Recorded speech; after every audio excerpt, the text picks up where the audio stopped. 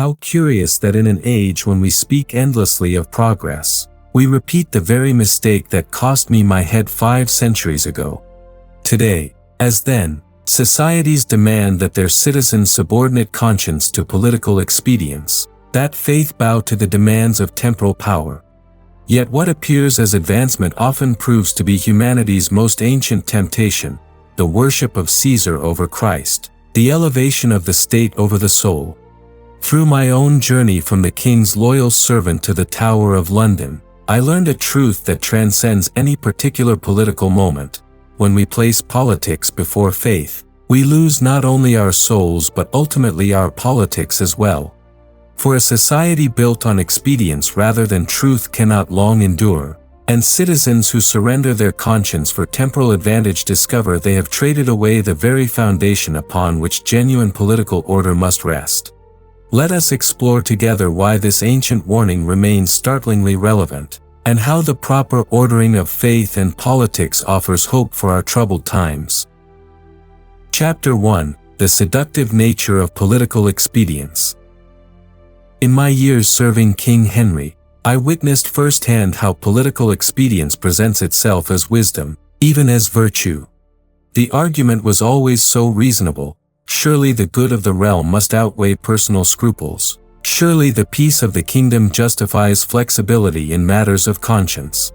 When the king sought annulment of his marriage, many wise men reasoned that supporting royal policy, even against papal authority, served the greater good of preventing civil war and maintaining England's stability. The logic seemed unassailable, until one recognized its fatal flaw. Political expedience operates through a kind of moral mathematics that appears sophisticated but ultimately corrupts both calculation and calculator. It begins by suggesting that we can separate our public duties from our private beliefs, that conscience belongs to the personal realm while citizenship demands conformity to state policy. This division seems practical, even compassionate, for it appears to spare us the painful conflicts between loyalty and truth. Yet this very division reveals expedience's essential dishonesty, for it assumes we can compartmentalize our souls, serving truth in private while advancing falsehood in public. The seduction deepens when expedience clothes itself in the language of responsibility and service. How often I heard colleagues justify their compliance with the king's religious policies by invoking their duty to family, to position, to the stability of the realm. These were not wicked men pursuing selfish gain, but conscientious servants convinced that larger loyalties trumped personal conviction. They spoke eloquently of the greater good, of practical necessity, of the wisdom of compromise in an imperfect world. Yet in accepting this reasoning, they unknowingly embraced a principle that would eventually devour the very goods they sought to protect. Consider how this logic unfolds in practice. Once we accept that political considerations can override moral convictions in exceptional circumstances, we inevitably discover that exceptional circumstances are remarkably common. The emergency that justifies today's compromise creates conditions that require tomorrow's accommodation. The flexibility that seems prudent in one instance becomes a habit of mind that corrodes our capacity for principled action. We begin to evaluate truth itself by its political utility, asking not whether something is right, but whether it advances our preferred outcomes. This corruption of judgment proves especially dangerous because it masquerades as sophistication. Those who maintain rigid principles appear naive, while those who demonstrate moral flexibility seem worldly and effective. Yet this apparent sophistication conceals a profound ignorance about the nature of moral truth and its relationship to political order. For when we place politics before faith, we undermine the transcendent foundation upon which all earthly authority ultimately rests. Chapter 2: The False Promise of Political Salvation. Perhaps the most dangerous aspect of subordinating faith to politics lies in how it transforms politics into a kind of religion, complete with its own dogmas, rituals, and promise of salvation. In my time, this took the form of royal supremacy in religious matters, the notion that the king, not the pope, should determine doctrine and practice. Today, The same impulse manifests in ideologies that promise to perfect society through purely political means, whether through revolutionary transformation or reactionary restoration. When politics becomes our ultimate concern, it assumes burdens it cannot bear. Political systems, however well designed, cannot answer the deepest questions of human existence. Why do we suffer? What gives life meaning? How should we treat our enemies? These questions require resources that transcend the merely political, wisdom traditions, moral authorities, and spiritual practices that connect us to truths larger than any temporal arrangement. When we expect politics to provide these answers, we inevitably corrupt both our politics and our souls. I observed this corruption in colleagues who gradually shaped their understanding of truth itself around political necessity. Men who began by making small compromises with conscience for the sake of effectiveness found themselves unable to distinguish between what was true and what was politically useful. Their judgment, once guided by principles that transcended immediate circumstances, became enslaved to the changing demands of policy and preference. They retained the vocabulary of faith but emptied it of meaning, speaking of God's will only when it aligned with royal wishes. This political idolatry produces a characteristic blindness to its own contradictions. Those who place politics first invariably claim to serve higher purposes, the people, the nation, progress itself, yet their methods reveal an implicit denial of any authority beyond human will and power. They speak of moral imperatives while systematically undermining the transcendent foundation that gives moral language its meaning.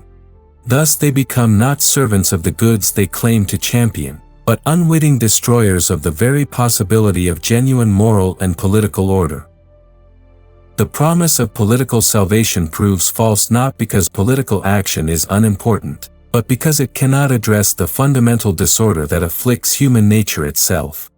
No rearrangement of external circumstances, however ingenious, can heal the division within the human heart between what we know to be right and what we desire to do. This is why purely political solutions, however initially promising, eventually reproduce the very problems they were designed to solve. Without the transformation of character that faith makes possible, political reform becomes merely the reshuffling of unchanged appetites and prejudices. Moreover, when politics assumes the role of ultimate concern, it becomes totalitarian in its demands. Every aspect of life must be evaluated according to its political implications. Art, education, family life, and personal relationships all become instruments of political purpose rather than goods to be enjoyed for their own sake. The rich diversity of human experience is flattened into a single dimension of political relevance, impoverishing both individual lives and social culture. Chapter 3: The Collapse of Authentic Authority. When faith becomes subordinate to politics, we witness the gradual erosion of authentic authority itself. True authority, whether in family, church, or state, derives its legitimacy from its service to truth and justice, principles that transcend the immediate preferences of those who exercise power. But when political convenience becomes the highest standard, authority transforms into mere force, and citizens are reduced to subjects whose compliance is secured through manipulation rather than genuine consent. In my England, this process unfolded with tragic clarity. Henry's claim to supreme authority in religious matters required him to reject any external standard by which his decisions might be judged. The Pope's authority had to be denied not merely as a matter of policy, but as a matter of principle. No authority could be acknowledged that might constrain royal will. Yet this rejection of external accountability inevitably corrupted royal authority itself, for it removed the very foundation upon which legitimate kingship had always rested. The consequences extended far beyond religious matters. Once the principle was established that the king's will constituted the ultimate standard of truth, every aspect of law and governance became subject to the same arbitrary flexibility. Statutes could be reinterpreted, customs overturned, and ancient liberties revoked whenever royal policy demanded it. The law itself, which had long served as a bulwark against tyrannical excess, became merely an instrument of royal will. Parliament, rather than deliberating about justice according to principles that bound both king and commons, became a theater for ratifying predetermined royal decisions. This pattern repeats itself wherever political power claims ultimate authority. Contemporary societies that place politics before faith find their institutions gradually losing legitimacy, not because they fail to serve immediate needs, but because they cannot provide the deeper grounding that human beings require. Citizens begin to view law as mere opinion backed by force, elections as contests between competing interests rather than deliberations about justice, and government as an adversary to be outwitted rather than an authority to be respected. The erosion of authentic authority creates a vicious cycle that accelerates its own progression. As institutions lose legitimacy, they compensate by exercising power more coercively, which further undermines their moral standing. Citizens respond with cynicism and resistance, which authorities interpret as justification for even more aggressive measures. Trust, once destroyed, proves remarkably difficult to rebuild, especially when the institutional arrangements that originally fostered it have been corrupted or abandoned. Consider how this dynamic affects the formation of character in rising generations. When young people observe that success in politics requires the abandonment of principle, they naturally conclude that principle itself is naive. When they see that institutions reward expedience over integrity, they learn to cultivate expedience as a virtue. When they witness that authority figures systematically violate the standards they publicly espouse, they internalize cynicism as wisdom.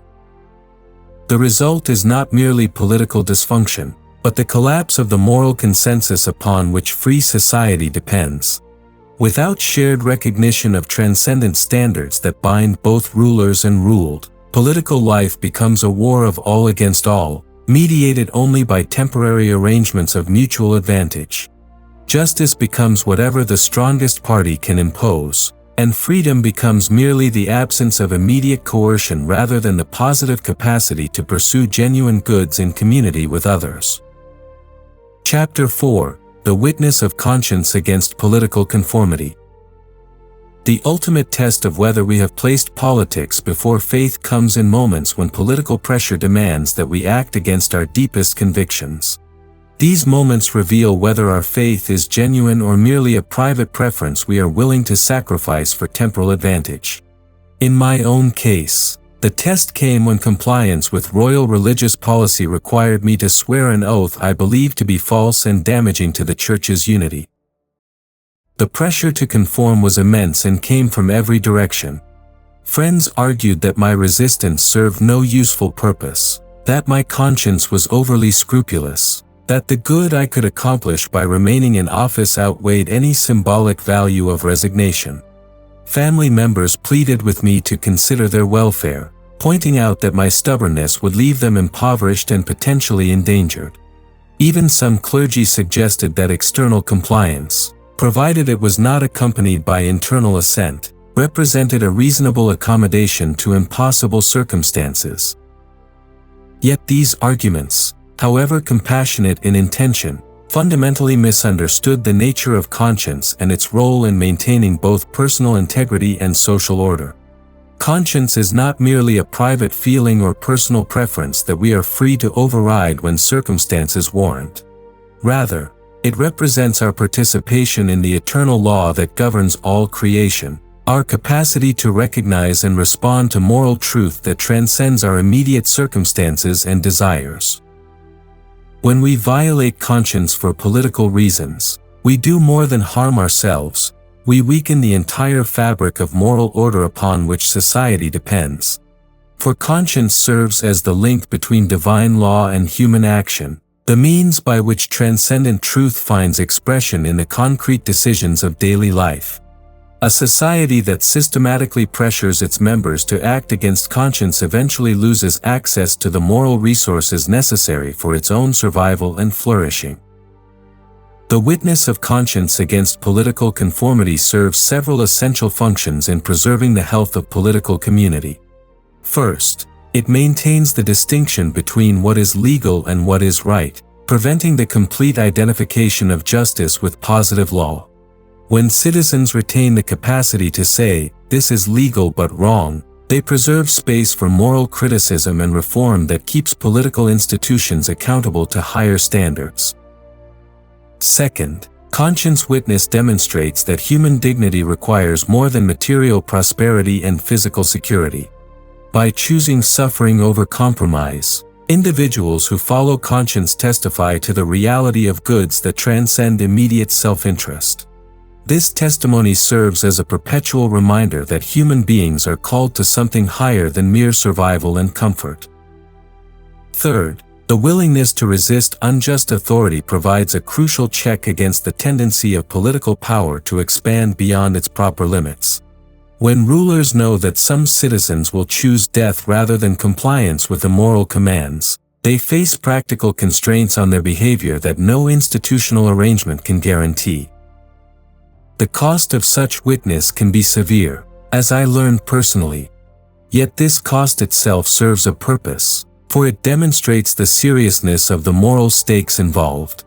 When conscience is cheap, it becomes unreliable. When it demands everything, it proves its authenticity and power to inspire others who face similar choices. Chapter 5: The Corruption of Religious Language in Political Discourse. One of the most insidious effects of placing politics before faith appears in the corruption of religious language itself. When political goals become paramount, religious terms are gradually emptied of their transcendent meaning and refilled with purely temporal content. The vocabulary of faith remains, but it now serves to baptize political preferences rather than to critique them in light of divine truth. In my era, this corruption was evident in how supporters of royal supremacy continued to speak of serving God while systematically dismantling the structures through which divine authority had traditionally been mediated. They retained the language of Christian duty while redefining that duty to mean absolute submission to royal will. Prayer became a matter of asking God to bless policies already determined by political calculation rather than seeking divine guidance that might challenge human preferences. This phenomenon persists in every age when political movements attempt to capture religious authority for their own ends. Progressive and conservative ideologies alike prove capable of transforming faith traditions into mere instruments of political mobilization, reducing the rich complexity of religious wisdom to simple formulas that support predetermined political conclusions. The result is not the Christianization of politics but the politicization of Christianity, a process that ultimately impoverishes both domains. The corruption is particularly dangerous because it operates through apparently pious motivations. Those who subordinate faith to politics often believe they are serving God by advancing what they consider to be righteous causes through political means.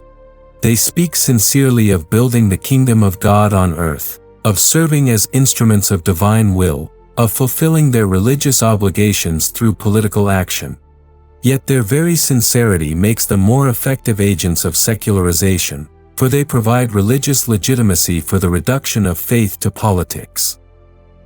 Consider how this process transforms the meaning of fundamental religious concepts.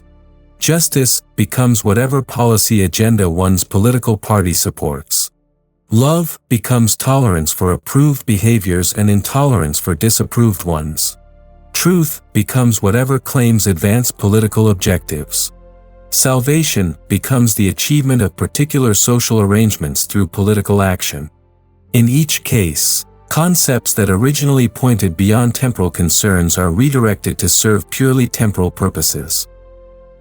True religious language always maintains a critical distance from political programs, even those it supports.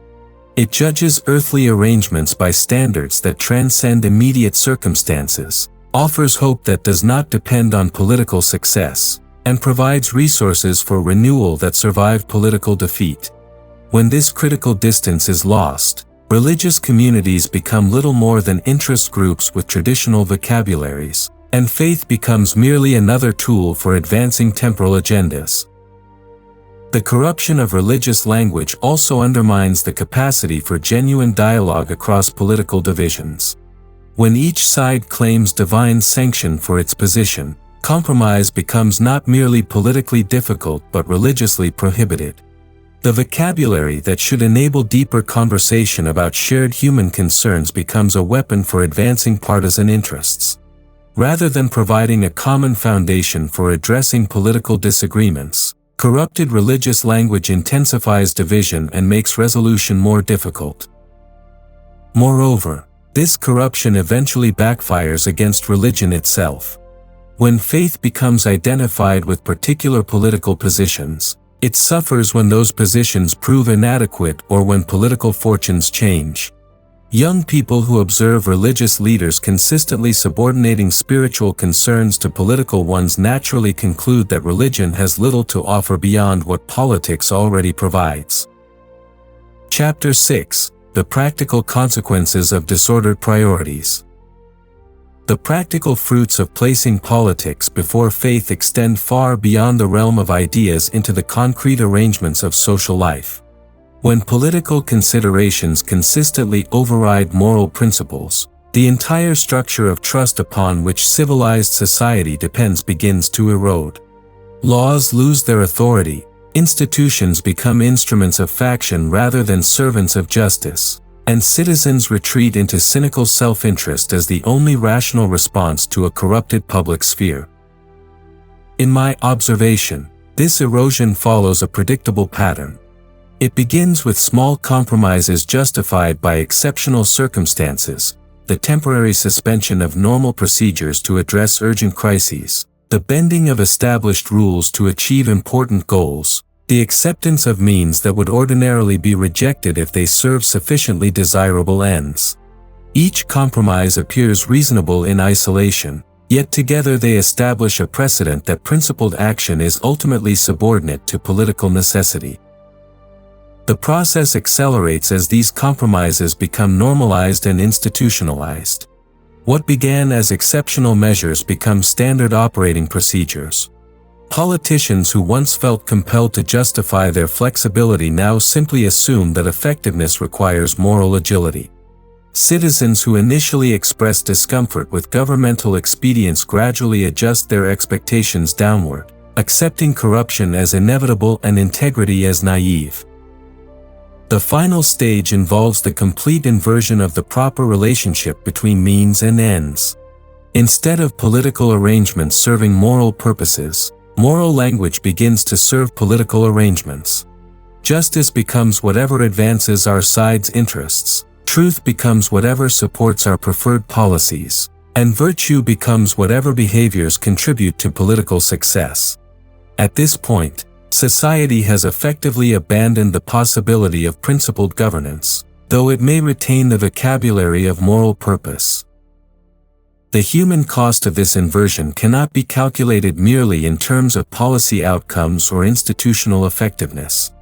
When societies systematically reward expedience over principle, they corrupt the character of their citizens, training them in habits of accommodation and self-deception that poison both public and private life. Children learn that success requires the willingness to compromise fundamental convictions. Professionals discover that advancement depends on flexible ethics, and ordinary citizens conclude that civic engagement is futile in a system designed to frustrate moral action. This character corruption manifests in numerous specific ways. Business leaders learn to view regulatory compliance as a cost-benefit analysis rather than a moral obligation, leading to environmental disasters and financial fraud. Educational institutions prioritize political orthodoxy over intellectual honesty, producing graduates who can repeat approved opinions but cannot think critically. Healthcare systems become battlegrounds for competing ideologies rather than sanctuaries focused on human healing and dignity. Even family life suffers when political considerations consistently override moral ones. Parents who observe that society rewards expedience over integrity face the impossible choice between preparing their children for success in a corrupt system or teaching them principles that will disadvantage them professionally. Children who grow up in households where political loyalty trumps moral consistency learn to compartmentalize their lives in ways that undermine authentic human development. The economic consequences prove equally severe. When trust breaks down, transaction costs increase dramatically as parties must invest more resources in monitoring and enforcement. Innovation suffers as entrepreneurs cannot rely on stable legal frameworks or honest dealing. Long-term investment declines as uncertainty about future rule changes makes planning impossible. The prosperity that political movements promise to deliver through expedient means proves elusive precisely because expedience undermines the moral foundations upon which genuine prosperity depends. Chapter 7: The Path to Authentic Integration of Faith and Politics.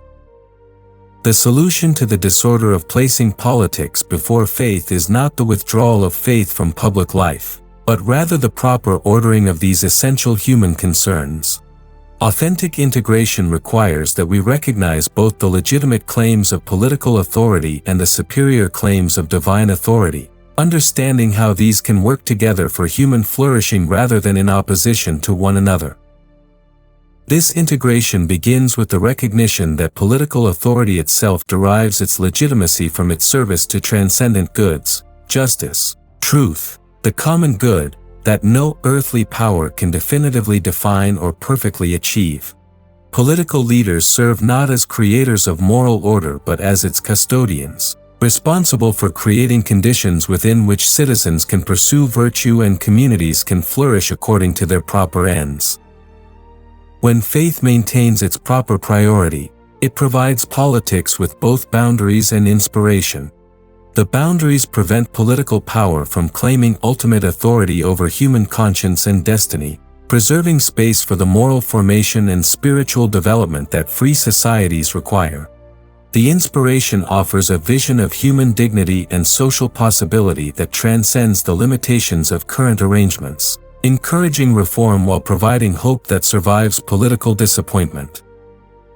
Practically, this integration requires believers to develop what we might call political prudence, the wisdom to distinguish between matters that admit of legitimate disagreement and those that touch upon fundamental moral principles.